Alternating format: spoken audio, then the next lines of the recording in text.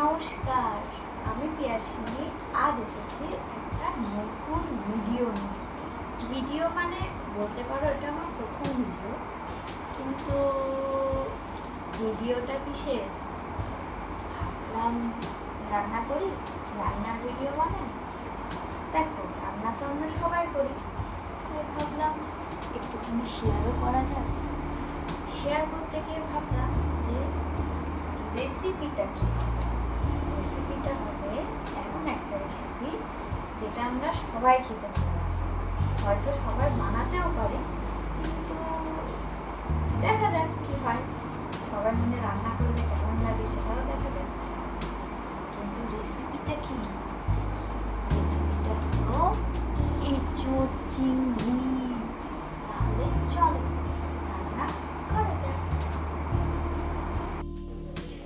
প্রথমেই আলুগুলোকে ছুলে নিয়ে ভালো করে সাইজ মতন কেটে নেব।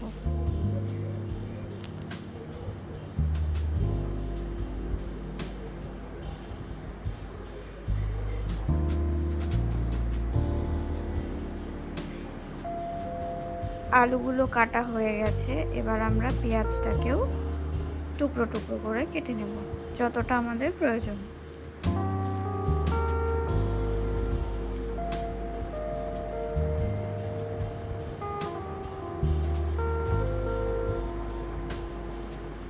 কিছুটা পেঁয়াজ আমি এখানে বাছিয়ে রাখবো, যেটা আমি মিক্সিতে গ্রাইন্ড করব। এরপরে টমেটোটাকেও টুকরো টুকরো করে কেটে নিয়ে কিছুটা তুলে রাখবো এবং কিছুটা গ্রাইন্ড করব।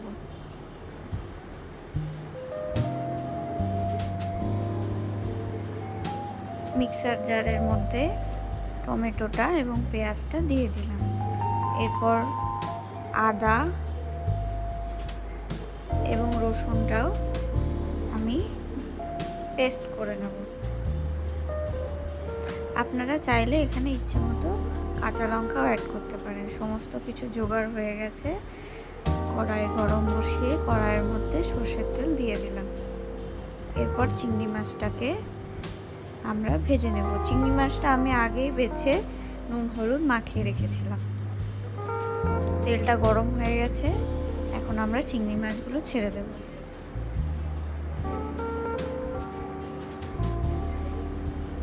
চিংড়ি মাছগুলোকে খুব একটা বেশি ভাজবো না, অল্প একটু ভাজা হলেই সেগুলোকে আমরা তুলে রেখে দেব। সব চিংড়ি মাছগুলো আমরা এভাবে ভেজে নেব।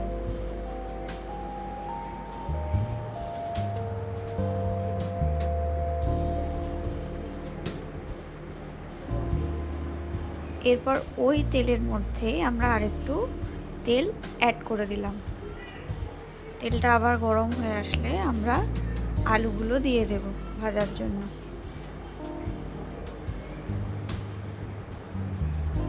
ভালো করে নেড়ে চেড়ে আলুগুলোকে আমরা 50% মতো ভেজে নেব।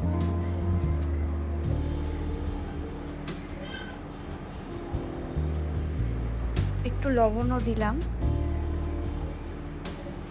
আলুগুলো ভাজা হয়ে গেছে, এবার আমি একটা পাত্রের মধ্যে আলুগুলো তুলে নেব।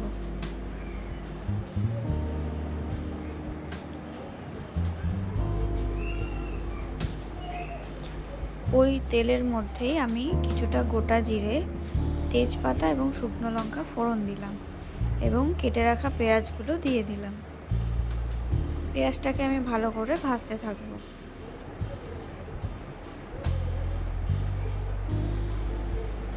পেঁয়াজটা খানিকটা ভাজা হয়ে আসলে টুকরো করে রাখা টমেটোর কুচিগুলোও দিয়ে দেব। এরপর এখানে কিছু মশলা আমরা অ্যাড করেছি, তারপরে পেস্ট করা মশলাটাও দিয়ে দিলাম। জিরের গুঁড়ো, ধনের গুঁড়ো, লঙ্কার গুঁড়ো দিয়ে এবং হলুদের গুঁড়ো দিয়ে ভালো করে আমরা মশলাটাকে কষাতে থাকব। আপনারা লবণও অ্যাড করবেন। মশলাটা ভালোভাবে কষে আসলে আমরা টুকরো করে রাখা এঁচোড়টাকে দিয়ে দেবো। এখানে আমি এঁচোড়টাকে সেদ্ধ করিনি, আমি এখানে কষিয়ে কষিয়ে এঁচোড়টাকে সেদ্ধ করব।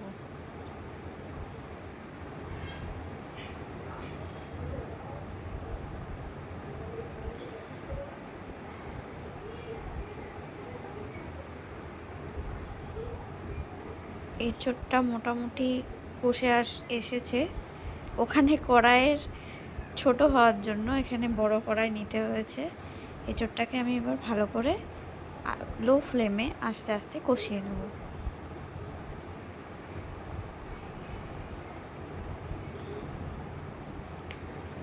এরপর ওখানে ভাজা আলুগুলো অ্যাড করে নিয়েও এবার আলুর সঙ্গে এঁচোড়টাকে ভালো করে কষতে থাকবো। এখানে অল্প একটু আমি গরম জল অ্যাড করেছি।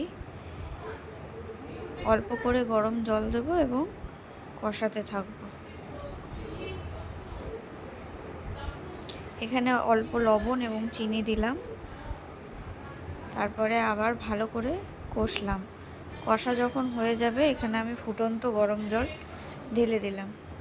এরপর আমরা এটাকে 10 থেকে 15 মিনিট ফুটতে দেব, যতক্ষণ না এঁচোড় এবং আলুটা ভালো মতো সিদ্ধ হয়ে আসছে। এঁচোড় এবং আলুটা ভালো মতো সিদ্ধ হয়ে গেলে আমরা এখানে ভেজে রাখা চিংড়ি মাছগুলো অ্যাড করে দেব। ভালো করে নেড়ে চেড়ে আরেকবার ঢেকে দেব। সব কিছু ভালো মতো হয়ে গেলে এখানে আমি দিয়ে দিলাম গরম মশলা এবং প্রয়োজন মতো ঘি ছড়িয়ে ভালো করে, এরপরে আমাদের তৈরি হয়ে গেল এঁচোড় চিংড়ি।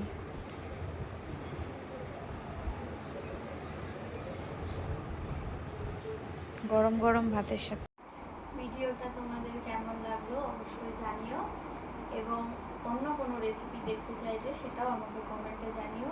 ভিডিওটা লাইক, কমেন্ট আর শেয়ার করে দিও। Thank you.